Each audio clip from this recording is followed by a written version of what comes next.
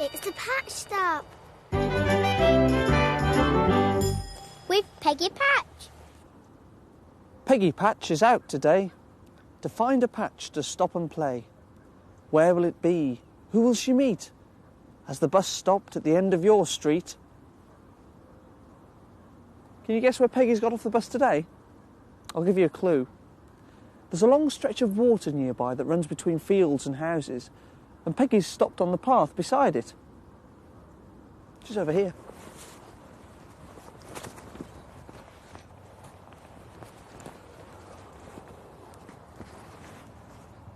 Peggy's on a towpath today, which is a long, thin path that runs alongside a canal. It's a place where she's got to be very careful because it's near water. She's off for a game of hide and seek now.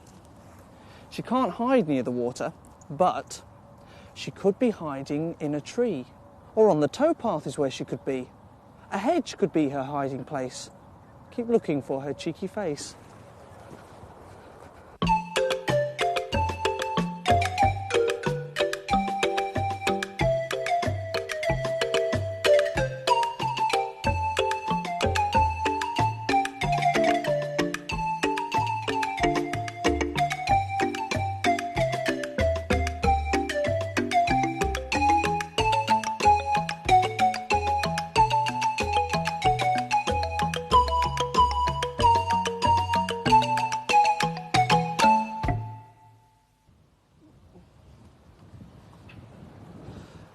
The towpath isn't anything to do with the toes on your feet. Tow is another word for pull. And horses used to pull the boats along the canal. Boats didn't have any engines, you see, so the horses would walk along the towpath and tow the boats. This is Jigsaw, and she lives in the field next to the canal with the other horses. We'll let her go.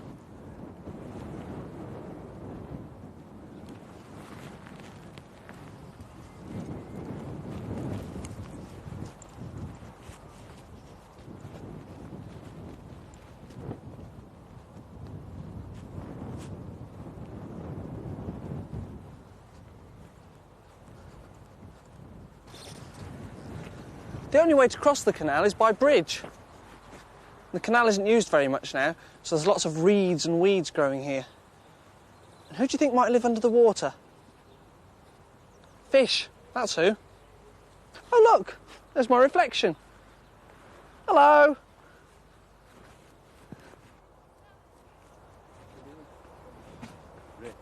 People live on this side of the canal.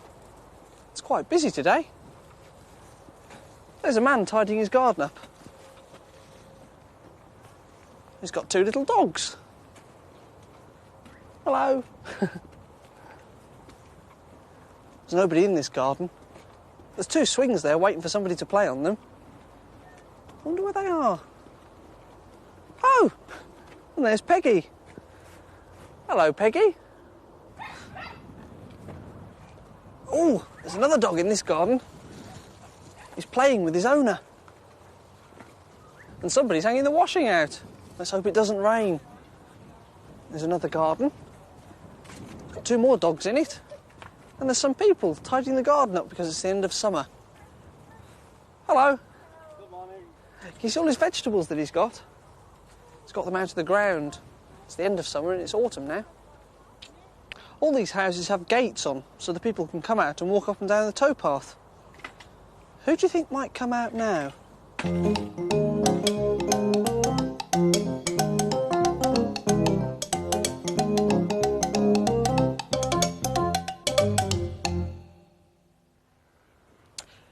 Peggy Patch has found another creature who lives near the towpath to say hello to. Say hello to this creature.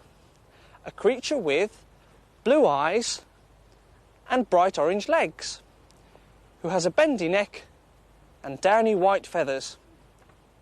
She's a goose. These are all geese, apart from the grey one. That's a male goose called a gander. This one's called Albert. And all of them, apart from Albert, lay eggs, but most of them are bred to be eaten. And usually it can be quite frightening because they make a lot of noise. In fact, some people use them instead of dogs to guard their houses because they always make a noise when they hear people coming. But they're quite quiet today. And they also need to live near water too, because they like to have a swim and keep their feathers clean. Peggy thinks they might go and have a swim in the canal. What do you think?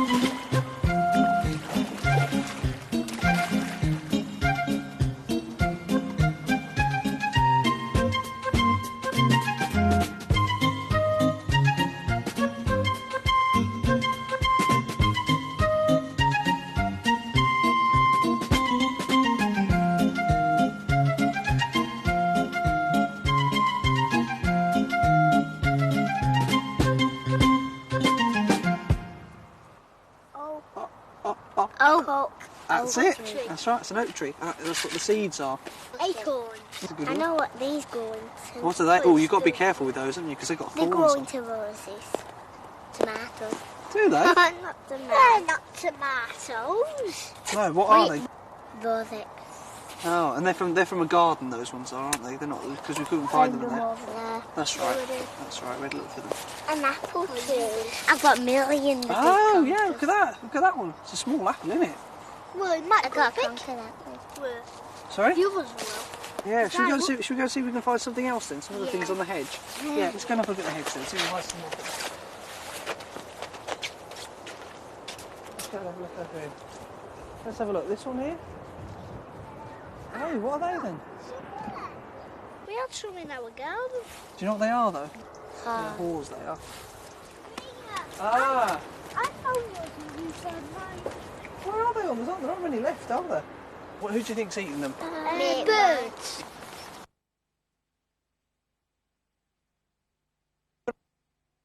Because they're sort of quite prickly and they're quite thorny. And you've got to be careful with all berries. Why? Why have you got to be careful with all berries that you pick?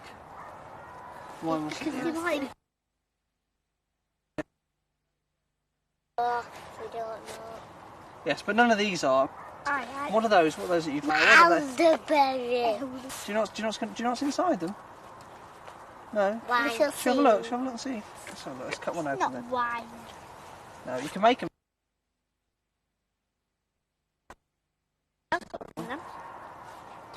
Ew. Oh, look at that. Wine. Oh, look at that. What's that there? That's the pip. That's a little seed. That's right. Well, it's kind of pip seed. Do you have a look inside this one? Let's have a look. Big pip. It's a haw. And how many's in that one? One big one. What's in that one? Which one? In this one? Do you want to have a look in this one? We'll have a look then. Let's just. Because they're all different shapes. Right, this is a rose hip. Let's cut this one up. Got a sharp knife there. Oh yeah. Oh, look at that. Loads of seeds. Tons and tons and tons. Now this is something that it can be made out of rose hips. Alright, take a cup each and have a look. Alright, let's have a look. This is rose hip syrup, this is. So what do you think it'll taste like? I don't know. Take a little bit. I put it in a cup and drink in it. Right, you've got a bit of water first though, so don't drink it yet. We'll just look at it. What does it? Does it smell funny? Does it smell? Does it? Carrot. Is it? Right, so we've all got a bit. I'll have a little bit as well. Nice that. Then we can drink it. Right, give it a little stir, shall we? Then it'll taste nice. Right, do you want to have a little taste? See what you think. I've had it before. Mmm. Is that nice? Lovely. Different. You've got apple on it. Yes, it has, hasn't it? It's apple and rose hip, that is. Yum yum. Oh, Peggy, you're having a picnic. You know what to do with your litter when you're finished, don't you?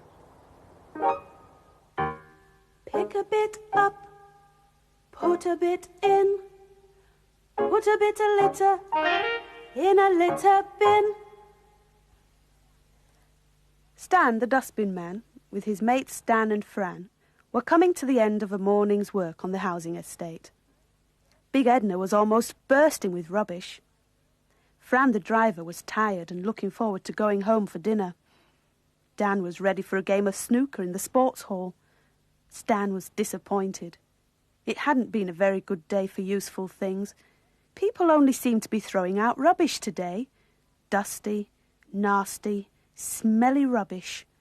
No useful bits were left by the bins at all. Fran was glad, for when Stan found useful things, he put them in Big Edna's cab, leaving her very little room to drive. "Never mind, Stan," she teased. "You're bound to make up for it tomorrow." Sadly, Stan went off to the last bin, and as he bent down to pick it up, his boot caught against something soft.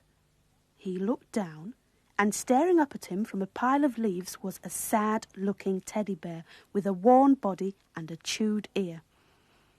"Now, you're not rubbish," said Stan. "You're lost. No one throws away teddy bears. Someone must have dropped you. Now, how do we find your owner?" He picked up the bear, shook off the leaves, and taking a long piece of string from his pocket, tied him to the front of Big Edna. "Let's hope someone recognises you," he said. The teddy bear sat on the front of Big Edna all week. He was blown upon, rained upon, and before long was a sad, soggy, dirty mess. "For goodness sake, throw it in, lorry," said Fran towards the end of the week. "Even if someone recognises it, they won't want it now." "We'll leave it just a bit longer," said Stan. The following Monday, they called to empty the bins at the community centre where the children were arriving for playgroup. As Stan carried the bin full of gluey paper, dried-up paint and broken crayons to Big Edna, he saw Bobby Jenkins arrive with his mother. "Good morning, Bobby," called Stan. Bobby was crying. Mrs. Plum, the leader, came out to meet them. "Come on, Bobby," she said kindly. "Surely you're used to the playground by now." "Oh, it's not the playground that's upsetting him," said Mrs. Jenkins. "It's Fred Ted," sobbed Bobby. "I've lost Fred Ted." "It's his teddy bear," went on his mother. "We lost him last week on the way home. He wasn't much to look at, but Bobby does miss him, especially at bedtime." Stan was listening to all this, and he suggested Bobby had a look on the front of Big Edna. Bobby ran round to the front of the lorry, and when Stan heard his squeals of delight, he knew that Fred Ted had been well and truly found. Bobby didn't seem to mind how wet and soggy and dirty he was. "I've missed you, Fred Ted," he sighed, hugging him close. "I think Big Edna will miss him too," joked Stan. "I reckon they've grown quite fond of each other by now." The following week, when Stan arrived at the playgroup, Bobby handed him a picture. "I've drawn a Fred Ted for Edna," he said. Stan smiled and stuck it on the side of the lorry. "Thank you, Bobby," he said. "That's made her very happy." Pick a bit up, put a bit in, put a bit of litter in a litter bin. Put a bit of litter, put a bit of litter, put a bit of litter in a litter bin. Oh, Pick a bit up, put a bit in, put a bit of litter in a litter bin.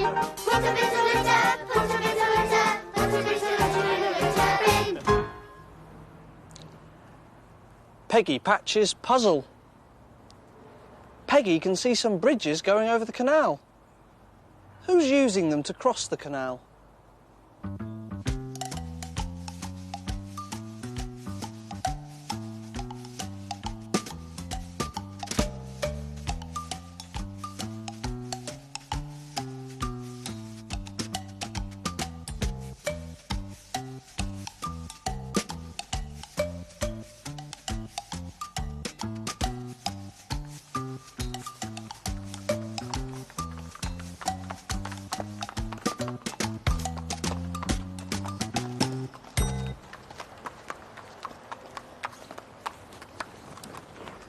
So what did she spot crossing the bridges? Some children, lorries and cars, and some horses. Oh look, she spotted someone else.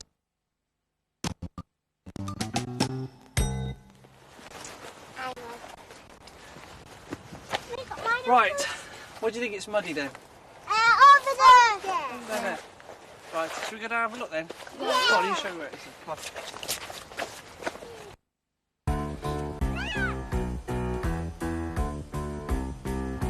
Mud hunts. Mud hunts. Mud hunts. Everyone's off on a mud hunt. What makes mud? Water with earth or sand. Where's it found? Anywhere on the land. Mud hunt. Mud hunts. Mud hunts. Everyone's off on a mud hunt. The sun can bake it hard and brown. Soon goes slushy when the rain falls down. Mud hunt. Mud hunts. Mud hunts. Everyone's off on a mud hunt.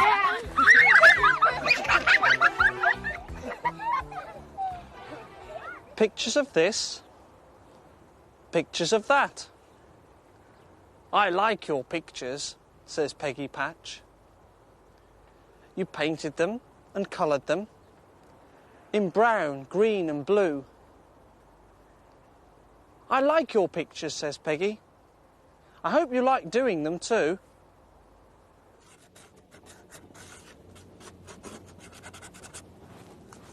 Not all rubbish is useless.